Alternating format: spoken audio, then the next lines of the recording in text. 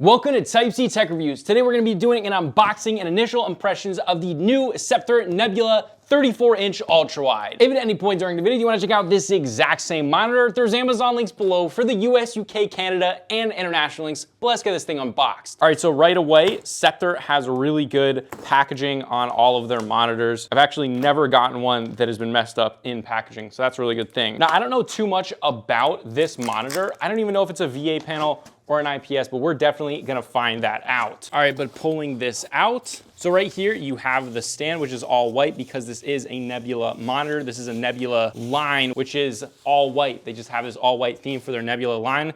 Nice full metal stand. We've seen this before. This is actually the VESA mount bracket for the back. This is all metal, so this isn't VESA compatible from the factory, but you put this on the back of it and you can make it VESA mountable. And besides that, we have the stand over here. This actually looks like the exact same one if you watched my C40, the 40-inch monitor from them. This looks like the exact same stand, which is really good. It's quite big, quite a heavy-duty stand. I mean, that is a nice and thick stand right there. Now to put it in, it actually uses 3 screws, so this is pretty heavy-duty.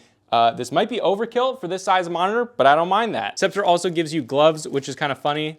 Looks like they gave me 2 sets of gloves. Very interesting. This is the pretty large power adapter. It actually looks very similar to the LG GP83AB. So you get the power adapter right there, and then this is the other side of it. So let's open this up. And there you get the rest of the power core right there. So really nice and long. Look at that. That's gonna be a nice long one. You also get the screws for the base. They even give you a screwdriver, which is always awesome. These screws are for VESA mounting. They give you a white DisplayPort cable and then a little manual. But let's get this put together first. All you do is literally just place that in there, and then you just screw those 3 screws in. Now that that's all done, let's lift the top off here. And then you can see this is a lock-in stand, which is super nice. So what I do, you just peel that open right there. You take your monitor arm right here, and we're just going to literally place it in the top first. So you place it in just like that, and then it just locks in nicely. Let's get this thing on the desk. So far, not too heavy. It's got a really awesome 1000R curve. Check out that curve.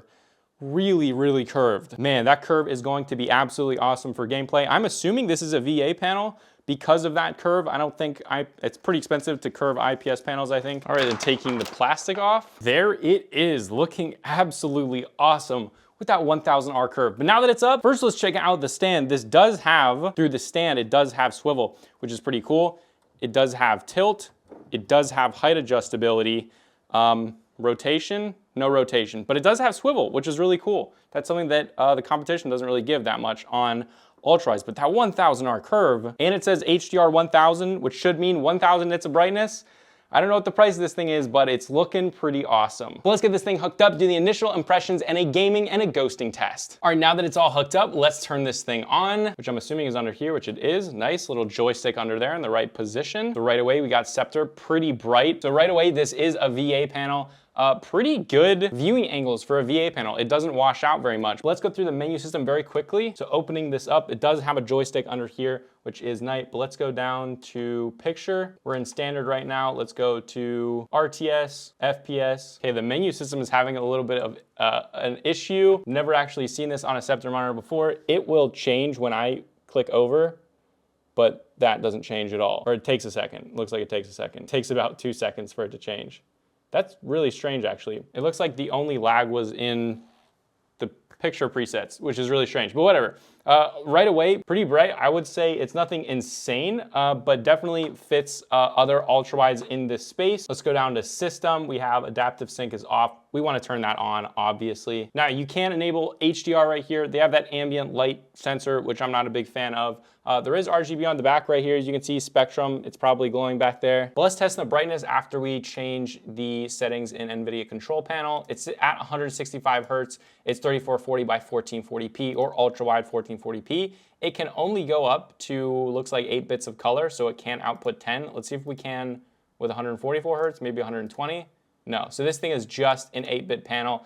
It might be 6-bit plus FRC, or it might just be a natively 8-bit panel. I don't know, but that will be in the full review. All right, so right away, let's actually test the brightness in non-HDR. Oh, that is quite good at almost 650 nits of brightness. Quite good. This is going all the way up to 670 nits. So yeah, right away, quite bright, hitting over 650 nits in SDR content. That is really, really good. Reflections are not at all a problem, even in a room with a ton of light. There's absolutely no reflections. The curve right away is awesome. It's a 1000 R curve, so it's gonna be awesome for gaming. So let's launch in a game and see how this thing games. Oh, and right away, this does have internal speakers. They're pretty good, not very loud, but they'll get you by. Pretty typical Sceptre speakers. All right, so right away in game, obviously 165 hertz is smooth. Let's see if there's any, there doesn't seem to be any screen tearing going on. Obviously we have FreeSync on. Let's check dark corners. There's no red and green ghosting, it looks like. Although we will test that more with the ghosting test. Now, I have not changed any of the settings for response time, but right away, ghosting doesn't look terrible at all. Nice and bright and very vibrant, a very, very, very vibrant panel. The black levels with this being a super bright panel in game just looks absolutely awesome. I mean, the vibrancy is really fantastic. Now, I'm not sure exactly what the price is, but for a panel like this with the really, really immersive curve, which it is definitely quite immersive, I would say this is probably, I don't know, with Sceptre, they always definitely have a lower price point than other monitors, which is really cool. So I would say this is probably around 650 bucks, but I would probably pay up to 750, maybe $800, even though this is a VA panel, just with such high brightness, makes the gameplay incredibly enjoyable. I mean, this is a very, very polished product. Sceptre monitors are typically not as polished as something like you get from Dell or LG. However, the menu system was a little bit laggy, more laggy than on other monitors. However, the actual panel itself is just gorgeous. So I think it's worth anything, basically, because, I mean, look at the brightness. It is quite good. Quite a beautiful panel. Wow, look at the fire. I mean, it's truly an extremely vibrant panel. All right, so right away, the gaming impressions are really good. I mean, I'm not seeing any screen tearing. Ghosting doesn't seem to be too bad. I'm not really noticing it in a game that's pretty fast paced. The brightness is freaking awesome in non-HDR. Like, this is just SDR. It's really freaking good. Getting up to 670 nits, that's really good. One of the things that I don't like, these bezels, I like the white. I think it's cool, but you get the white and then you get the black bezel. I've talked about this before. They're a little bit thick for modern standards.